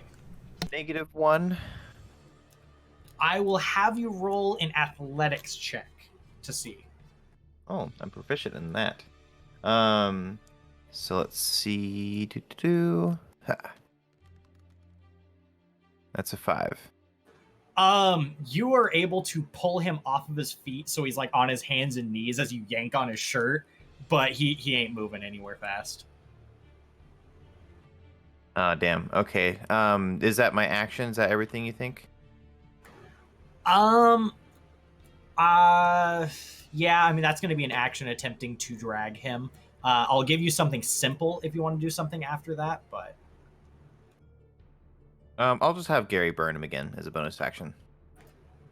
All right, roll. I'm going to give him disadvantage on, what was it? Dex save? Dex save 13. Oh, damn. He's actually going to succeed on that dex save. Okay. Well, it's the thought that counts. Yeah. All right. And then that's everything. Yep. All right, back to Vol. You have a man collapsed in front of you from sword wounds. You have a man screaming about his previously owned face. Vol is going to try to pull the guy who's hurt towards the river, but he's also gonna which one? This one. All right. But he's also gonna see these other guys who are kind of waiting for them. I mean, line of sight looks like you could see it, and just be like, "Come help me with these guys." And he just wants to I want to use my full movement action to just pull this guy towards the river. All right. Go ahead and roll an athlete. Or actually, what's your strength score? +1. Go ahead and roll an athletics. See how far you get on it. Okay. Can I use the bardic inspiration? Yeah. Why? Yes. Okay. What is that? Like a D8? D6. D6. Good thing I... Hey. I don't All remember. right, with that, yeah. No, I'm going to say that's doable with a 15. Okay. So that was I'm 1, going to roll 3, a 4, general 5, wisdom 6, save here. 7, 8. All right, I'm going 9. to say the 2 nearest guys are willing to run back and help you with the other guy. Okay. How far do you think I would be able to get with that? I'll give you full movement on that. Okay. Check that again. 2, 3, 4, 5, 6. 1, 2, 3, 4, 5, 6. So then this guy would be about here. Cool. All right, so these other guys are going to come over to the guy that Till is with. I'm going to... how does Till react to this? They're the friendly ones, right? These are the dock workers. Yeah, Vol told them to come and grab him and bring him to the river, though. To effectively save him. I would tell them, just tell them, throw them on a cart, and then it would be up to them. I just point to the cart and sternly command them to throw this guy on it. They'll have to make moral choices. Yeah, I was like, how do I roll a moral save? Oh, that's Roll terrible. a percentile, and if it gets above 50, they'll take the moral high ground. You know what? I give it Is it a percentage, high but roll? they're gonna have a low percentage on that.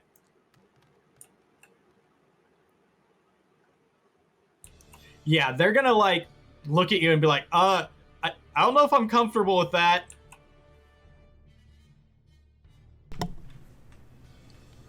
Then I'll just tell them, don't worry, then I'll drag him to the river.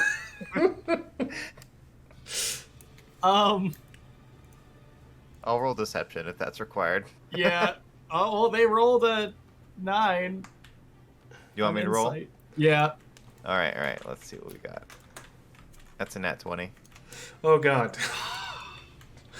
Despite watching you fail to drag this man, they believe you for some reason. And are like, all right, just make sure you get out of here before, because that thing's going to go off like any second now. And Yeah, don't worry, guys. Just get out of here. Save yourselves. It's more important. and they run back. And Which is true. I do genuinely value their lives, so that would come off genuine. Yeah, so they run back this direction. And with that, it's going to be Fenrick's turn again. Can I use both of my actions to run to the river? Yeah, go for Do it. I have to roll anything to keep him grappled, or is he defeated? He is going to attempt to resist on his turn. Okay. So.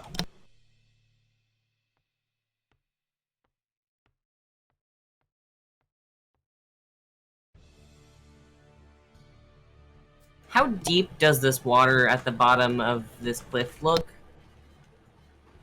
I can roll perception.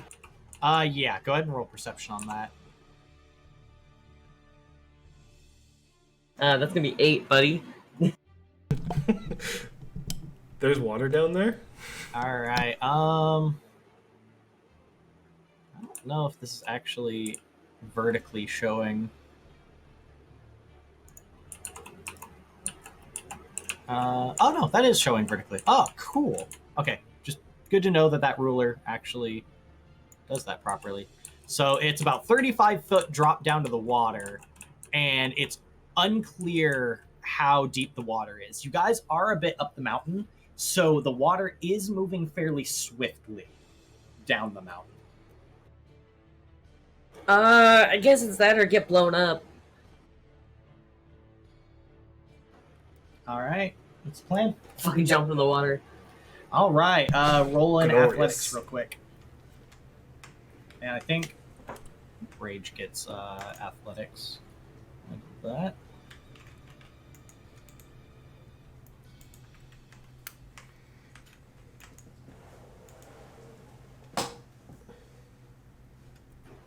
No, just strength and strength saving throws. So what was your total on athletics? That one, baby. Oh. Well, so you go and Kenrick ends up kicking just as you go to like jump past Luny here, and your foot catches on a rock and you tumble. You and Kenrick both. So they're both dead. I'm going to allow you to try to hold on to Kenrick if you want. I'll let that be up to personal preference, but you are going to take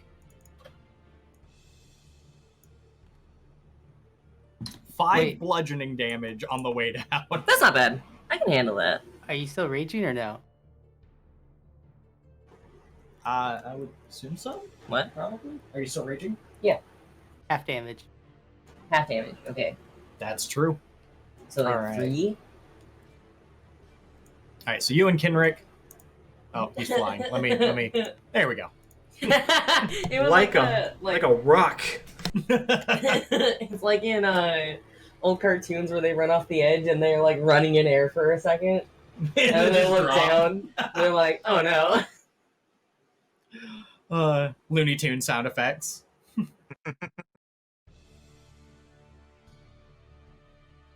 All right. Yes, and the Acme grade explosives are in the game. Oh. Oh no. Oh my god. All right, Till. Does Till have a last name? No. All right, you're Till Acme now.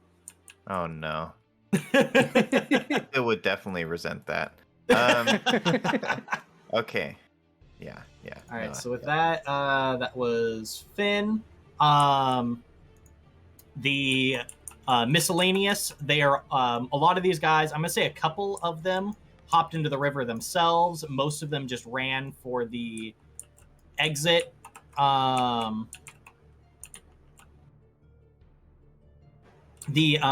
guys' disguised crewmates are looking at you expectantly like, do you want us to jump? Like, are we waiting for you? Like, waiting for an answer? Vola's going straight to the water. There's no hesitation there. I'm gonna shout out to them, like, you already saw Fenrick went, go. All right. So then on with that, they're all just gonna start hopping in. You saw Fenrick fucking tumble down the side. That didn't look intentional. Yeah. or safe. All right. With that, I'm gonna do one last. 24.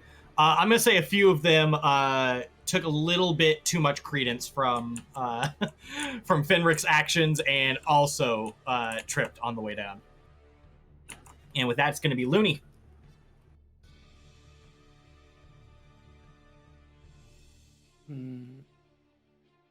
Let's see. Just gotta check one thing.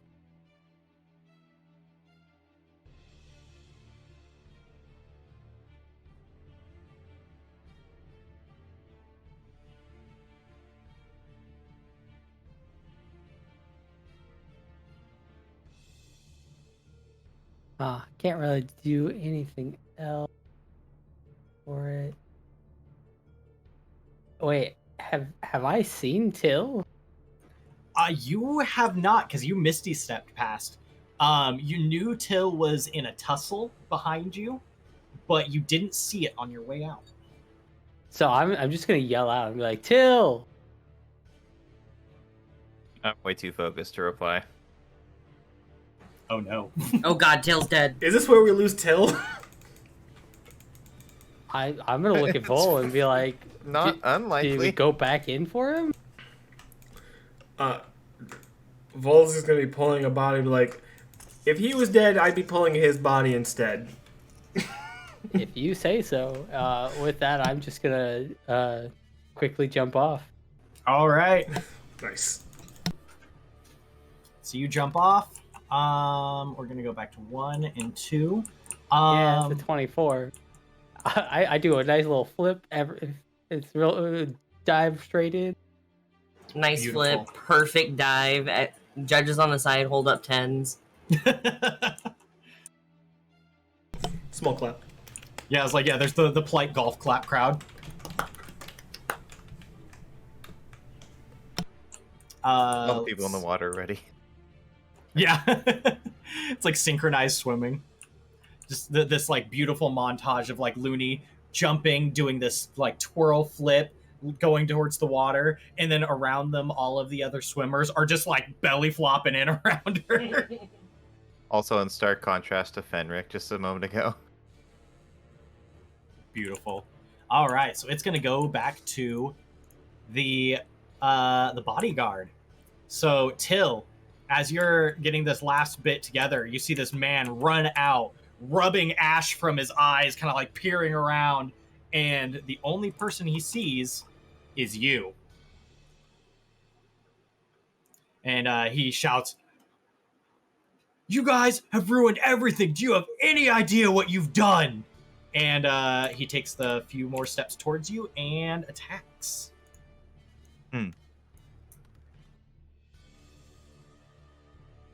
I'm gonna take that as probably not gonna hit you. Is that does a 10 hit you? It does not hit me. All right. Thank With that, goodness. it's gonna be your turn. This guy's trying to get in the way of my revenge. Okay, so I'm pretty familiar with the countdown timer of this, right? Since I made it. Yes. Actually, as your turn starts, you can hear it from going to the high-pitched, like mechanical clicking, to more of like a talk sound that's much louder, kind of telling you that it's on its final revolution before the bad stuff. Okay. Let's see. What do I have? I'm gonna roll real quick to see, like, is it okay if I roll some sort of like mental check to see if I can physically stop myself from trying to kill this guy that would also get me killed? Yeah, go ahead and roll. Ugh, I don't know what I would have you roll for that. I'd say probably an int or a wisdom. Insight check. Yeah, that makes Yeah, sense. I guess 'cause insight would work. Phil's bad at that, and that's in character. So Yeah. let's see what we got. Oh, That's God. gonna be a 9, and we said insight. Yeah, let's go with insight. Okay, so that's just a +0. It's just a straight up 9. How do we think that affects things? Are we getting a new travel mate already? Oh no. I'm gonna say, Well, this is where we end the stream. Tune in next episode. Right?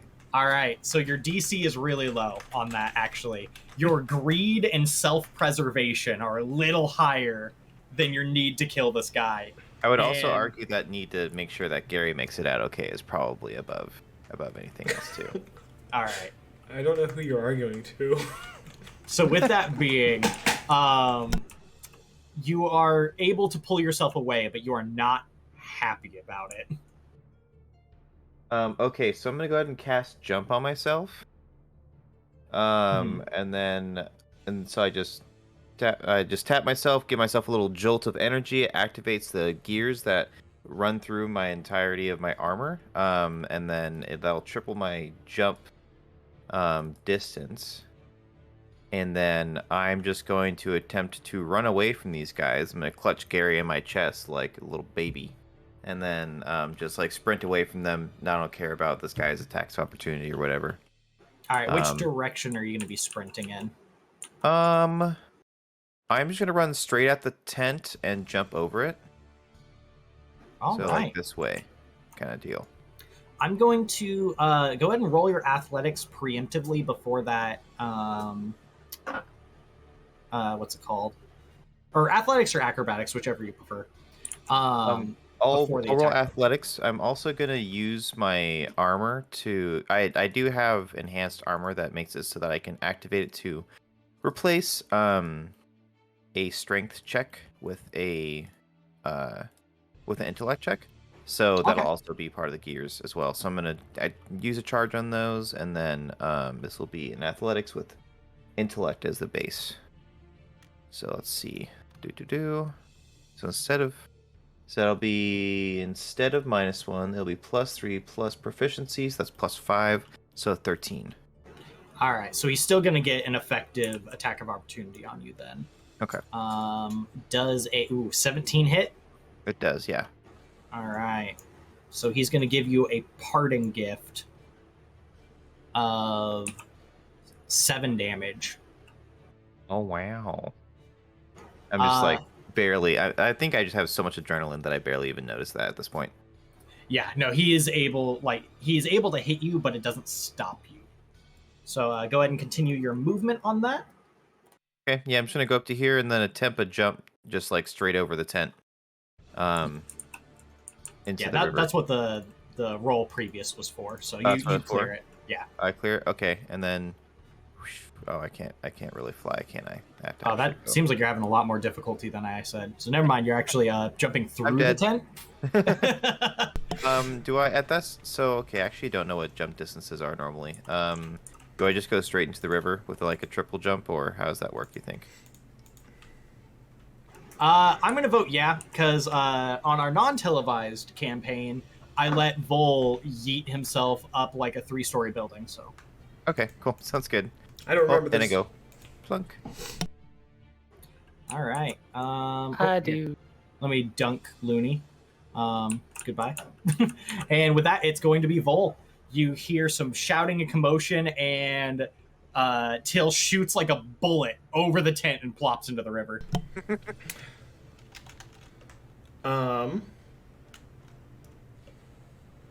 Vol is going to drag this guy and throw him off into the river. If you want me to make a... Nah, he's down for the count. He went in pretty easy. Okay. And can he... He can't see anything. Just takes one look back and then jumps. All right, roll your athletics check. Athletics. I like that shot of everyone in the river. Let's go with a 3. All right, yeah, no, you go to throw the guy previous, and your hand just gets caught up in his sleeve, and he just yanks you in. You take 10 damage on the way down. He just curses the entire way down. All right. I love the difference in narration versus reality in this game. Like, you know, narration is like it's a swift moving river. The moment you hit the water, you get pulled under and swept downstream. Reality, there's just a bunch of dudes sitting at the bottom of the water like, we done here? It's like that scene in Finding Nemo where they escape from the dentist's office and then they just sit in the water in bags and they're like, so what now? Yeah. All right. So, speaking of narration, that is exactly what happens. The moment you guys hit the water, it seems like the undercurrent is much stronger than previously anticipated. It had a semi-calm visage up top, but the moment you guys dip under the water, you are yanked downstream. And everyone roll. Let's see. Again, athletics or acrobatics, whichever you prefer, to attempt to stay not beat to death by the river on the way down. Do I have to make another one? I'm going to say yeah. Oh. That one. Not 20. One of these things is not like the other. With my nat 20, can I cast guidance on Till? I'm going to vote yes. I was actually going to ask you what you wanted to do with your critical success. Yeah, 60. Turns out you don't have a lot of control when you do a long jump over a cliff into a river. How's that work out? Not to mention you got like heavy mechanical armor on, so like... Mm-hmm. And a heavy mechanical cat. All right, so what does the guidance do? You can just add 1d4 roll to any ability check of their choice. Now, how would that work with a nat 1? Or are we following the negative 10 rule in this case for a nat 1, or? Generally, well, technically, it doesn't affect skill checks to begin with, but I think it's funner that way. Mm-hmm. I'm going to vote that it will bring you to not absolutely maiming yourself. But go ahead and roll the d4. Okay. Maybe if it's a 1, it still does. That's a 2. All right, not much better. So what's your total with that? So it'd be a 3 plus. Oh, my total roll. So yeah, I was planning on using a charge, so that'll be, including the 3, a plus 8, so 9. Okay, so not awful. All right, so we're going to have to go ahead and change scenes here real quick. Oh no. That means All right, he was so prepared for this. Vol, you got a 20-something. Yep. And Luny, I know yours was like a 13-something? Let me see. It would have been 12 plus. Yeah, no, just 12. All right, so 12. So, all right, everyone who got above a 10 will be mostly fine. Till, however, you will end up in our new place unconscious. Okay. Vol, you are the one who stays conscious this whole time. You are able to stay above the waves and try to keep track of everyone. You definitely notice Till's incapacitation. Just cast a spell in the dying. That Gary floats away separate as well, since I was trying to hold on to him. That is correct. Let's see how lucky you are on that. All right, I will address that in a bit. All right, so you guys are swept down river. Vol, you're able to keep your wits. It seems like everyone is swept down. You guys are beat to hell by the rapids down the mountain. But everyone seems mostly alive, or at least the ones that are still conscious. You guys are swept into the fertile plains where the vineyards are all stationed. You're maybe a couple miles off from where you guys originally started this adventure. Interesting. Do we have a map for this, or are we just going to theater of the mind? I do not have a map for this. This was not... That sounds like a good place to end for the day. Mm-hmm. Yeah, no, I will agree with that. So that was fun. That was very exciting. As you guys were going down, you definitely heard this raucous boom as you feel the water itself shake on your way down the mountainside. You guys packed a lot of explosives into that. Months worth of gunpowder for the cannon, all packed into one cart because you didn't need it anymore. Whoops. Good. So what you're saying is there's no more... That's a lake. Yeah. There was a nice little flat spot among the cliffs on the way up the mountain. It may have been an old trade road, and now it's a surface cave. So what's the chance of those two guys still being alive? The guys that are we'll see. less See about than that 20 one. feet away from the cart.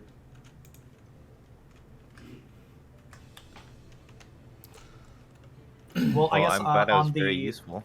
On the positive side there, I don't think that that tent's on fire anymore. I don't think that tent's a tent You know what they anymore. say? Fighting fire with explosives. Yeah, everyone says that. Yep. Yeah. Or at least Till does. Yeah, I'm glad you guys were able to, do everything while I spent the entire time focusing on a minor NPC. I yelled at people. I feel like Channeling Fenrick your is inner Karen.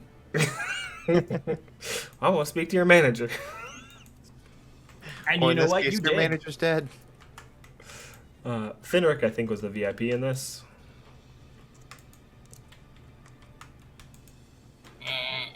And now we can question him. Yeah. Why would you want to question Fenrick? Oh, Yeah, I mean, we actually probably will get pretty confused there with these names coming up. We'll have to come up with a new nickname for our prisoner.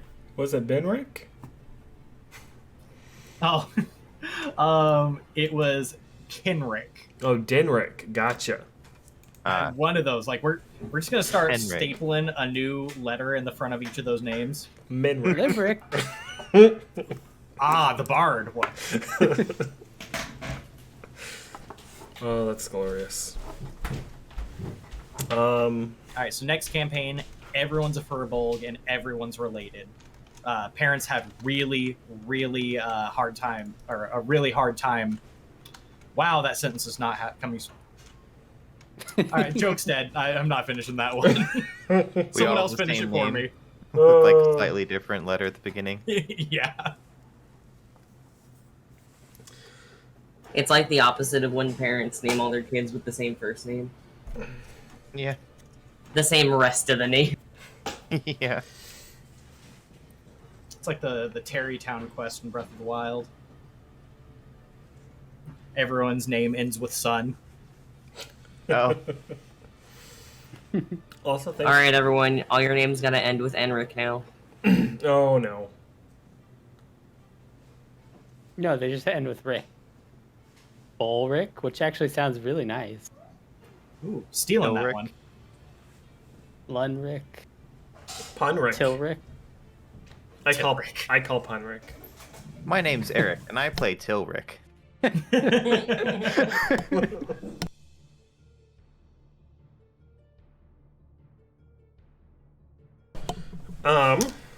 Fenrick Rick. Fenrick. God damn it. Next time on the exciting adventures of chaotic, Ordinary. They're known ordinary as Rick. the Ricks. Chaotic Rick. Chaotic, ordinary Rick. Ordinary. Sponsored by Rick Simulator. Yeah. Oh, Oh yeah, we got to the Rick and Morty joke. There we go. It's all over now. There we go. Oh no. Benrick, Genrick, Zenrick, and Dinrick, the four brothers of legend. Also, I'm gonna heal everybody. Just throwing that out there. It's my job.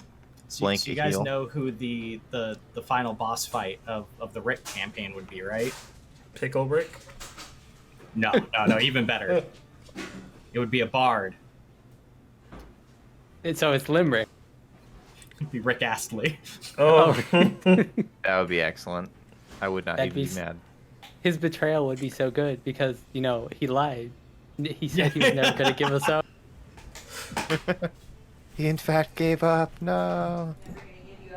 And he's gonna run around and hurt you, like 100%. Yeah. he's not gonna let you down. Yeah. Well, anyways, puns aside, thank you everyone for showing up. It was a fun campaign. A little bit combat heavy, but you guys got to see the absolute chaos and destruction of this poor bandit camp. Oh, Bandit Camp. Let us know what you think on the internets. Next episode should be good. Yeah, we'll be Fickle picking up Rick. where everyone left off at the base of the river. And as always, join our Discord. We've got it linked. We have our TikTok. We have our YouTube if you missed anything from today, or if you just want to rewatch it because, you know, it was cool and awesome and fun. Yeah, all of our socials. Thank you. Thanks, everyone. This is Thank you. awesome. Have a good night. Bye. Bye.